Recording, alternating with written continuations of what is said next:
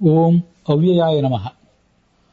ಅವ್ಯಯ ಎಂಬ ಶಬ್ದ ವಿಷ್ಣು ಸಹಸ್ರನಾಮ ಸ್ತೋತ್ರದಲ್ಲಿ 13ನೇ ಬೃಹತಿ ಮಂತ್ರವನ್ನು ಕೂಡ ನೋಡೋಣ. ತೀನಾಂ ಪ್ರಪಶ್ಯಂತೋ ಯುಧೇನ್ಯಾನಿ ಭೂರಿ ನದಂ ಯೋ ಯುವತೀನಾಂ ಚೋದಯಾಮಿತ ಆಯುಧಾ ವಚೋಭಿಃ ಪತಿಂಬೋ ಅಜ್ಞಾನಾಂ. ಅವ್ಯಯ ಎಂಬಲ್ಲಿ ಯ ಅಂದ್ರೆ ಮುಖ್ಯ ಪ್ರಾಣ, ಸದಾ ಸಂಚರಿಸುವಂಥ. ಯ ಅಂದ್ರೆ ಸಂಚಾರ ಮಾಡುವುದು ಅಂತ ಅರ್ಥ. ಹೀಗೆ ಯ ಅಂದ್ರೆ ಮುಖ್ಯ ಪ್ರಾಣ. ಅವನನ್ನ ವ್ಯ, ಆ ಮುಖ್ಯ ಪ್ರಾಣ ಈ ಭಗವಂತನಿಗೆ ರಕ್ಷಣೀಯ. ಸದಾ ಮುಖ್ಯ ಪ್ರಾಣನನ್ನು ತನ್ನ ಪುತ್ರನಂತೆ ರಕ್ಷಿಸಬೇಕಾದ ಹೊಣೆ ಆ ಅವ್ಯಯ ನಾಮಕನಾದ ಭಗವಂತನಿಗಿದೆ. ವಾಯುಪತಿ ಅಂತ ಅರ್ಥ. ವ್ಯಯಗತವು ಅಂತ ಧಾತು ಇರೋದ್ರಿಂದ ಈ ಪ್ರಾಣ ಸದಾಗತಿ ಆದ್ದರಿಂದ, ಯಾವತ್ತೂ ಸಂಚಾರ ಮಾಡ್ತಾ ಇರುವವನಾದ್ರಿಂದ ಸದಾಗತಿಯಾದಂಥ ಪ್ರಾಣನಿಗೆ ವ್ಯಯ ಅಂತ ಹೇಳ್ತಾರೆ. ಅವನಿಗಿಂತ ಈತ ಅಧಿಕ, ಈತ ಶ್ರೇಷ್ಠ. ಆದ್ದರಿಂದ ವ್ಯಯಾತ್ ಅಧಿಕ ಅವ್ಯಯ, ಮುಖ್ಯ ಪ್ರಾಣನಿಗಿಂತ ಶ್ರೇಷ್ಠ.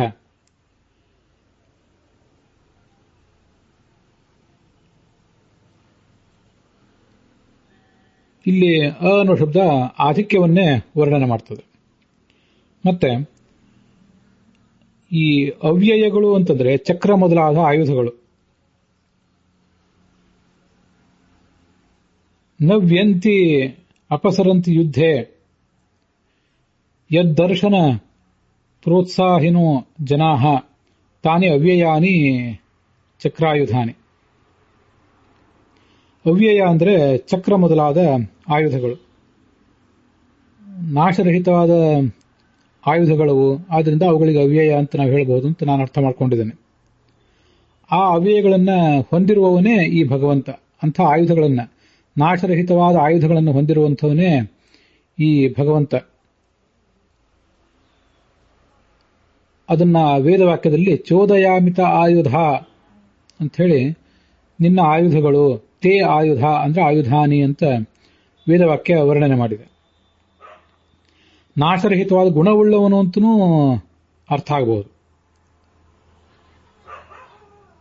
ನಾಶರಹಿತ ಗುಣವಾನಿತಿವ. ಭಕ್ತ ರಕ್ಷಣೆಗಾಗಿ ಯಾವತ್ತೂ ಅವನ ಆಯುಧಗಳು ಪ್ರವೃತ್ತ ಆಗ್ತಾ ಇರ್ತವೆ. ಜಗದ್ರಕ್ಷಾ ಕೇವಲೋದ್ಯೋಗಿನಃ ಅಂತ ಭಗವಂತ ತನ್ನ ಬಾಹುಗಳನ್ನ ಜಗತ್ತಿನ ರಕ್ಷಣೆ ಮಾಡುವುದಕ್ಕಾಗಿಯೇ ಯಾವತ್ತೂ ಇಟ್ಕೊಂಡಿರ್ತಾನೆ ಅಂತ ಬಂದಿದೆ. ಈ ಕಾರಣದಿಂದಾಗಿ ಭಕ್ತ ರಕ್ಷಕನಾದವನು, ಭಕ್ತ ರಕ್ಷಕವಾದಂತಹ ಆಯುಧಗಳನ್ನು ಹೊಂದಿರುವವನು, ಹೀಗೆಲ್ಲ ಅರ್ಥಗಳನ್ನು ಹೇಳ್ತಾರೆ. ವೇದ ಮಂತ್ರಕ್ಕೂ ಕೂಡ ಭೂರಿ ಭೂರೀಣಿ ತವ ಆಯುಧ ಚಕ್ರಾದ್ಯಾಯುಧಾನಿ ಪ್ರಪಶ್ಯಂತಹ ವಯಂ ರಣೇಶು ವಯಂ ಶಾಶ್ವತಮಹೇ.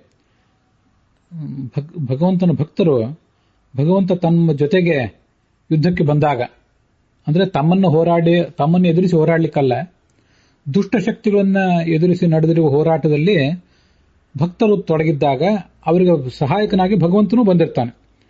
ಅವನ ಆಯುಧಗಳನ್ನು ನೋಡಿ ಜನರು ಉತ್ಸಾಹಿತರಾಗಿ ಭಗವಂತ ನಮ್ಮ ಪಾಲಿಗಿದ್ದಾನೆ ಅಂತ ಆಲೋಚನೆ ಮಾಡಿ ಶತ್ರುಗಳನ್ನು ಸದೆ ಬಡಿತಾರೆ. ಹೀಗೆ ಅವ್ಯಯವಾದಂತಹ ಆಯುಧಗಳು ಅಂತ ಅಲ್ಲಿ ಅರ್ಥ ಬರ್ತದೆ. ಆಯುಧಗಳು ಅಂತಂದ್ರೆ ಮಾತುಗಳು, ಶಾಸ್ತ್ರ ರೂಪವಾದಂತಹ ಮಾತುಗಳು. ನಮ್ಗೆ ಈಗಾಗಲೇ ಅದನ್ನು ಹಿಂದೆ ನೋಡಿದ್ದೇವೆ. ಶಸ್ತ್ರ ಅಂದ್ರೆ ಕೇವಲ ಖಡ್ಗ ಮೊದಲಾದ ಶಸ್ತ್ರಾಸ್ತ್ರಗಳಲ್ಲ. ಈ ಶಸ್ತ್ರ ಅಂದ್ರೆ ಭಗವಂತನನ್ನು ಪ್ರಶಂಸಿಸುವ ಮಂತ್ರಗಳು ಅಂತನೂ ಇದೆ.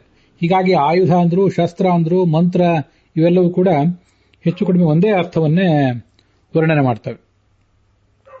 ಹೀಗೆ ಅವ್ಯಯವಾದಂತಹ ನಾಶರಹಿತವಾದಂತಹ ಶಸ್ತ್ರಾಸ್ತ್ರಗಳನ್ನ ಕೈಯಲ್ಲಿ ಧರಿಸಿದವನು ಅಂತ ಹೀಗಾದ್ರ ಅರ್ಥ ಆಗ್ತದೆ. ಅದನ್ನೇ ಆಯುಧ ಚೋದಯಾಮಿತ ಆಯುಧ ವಚೋಭಿಹಿ ಅನ್ನೋ ಮಾತಿನಿಂದ ಆ ವೇದ ಮಂತ್ರ ಕೂಡ ವರ್ಣಿಸಿದೆ. ಇದಿಷ್ಟು ಆ ವೇದ ಮಂತ್ರದ ಮತ್ತೆ ಬೃಹತಿ ಮಂತ್ರದ ಮತ್ತು ಅವ್ಯಯ ಅನ್ನುವ ನಾಮದ ವ್ಯಾಖ್ಯಾನ ಭಗವಂತರಾಯರು ಮಾಡಿದಂತೆ.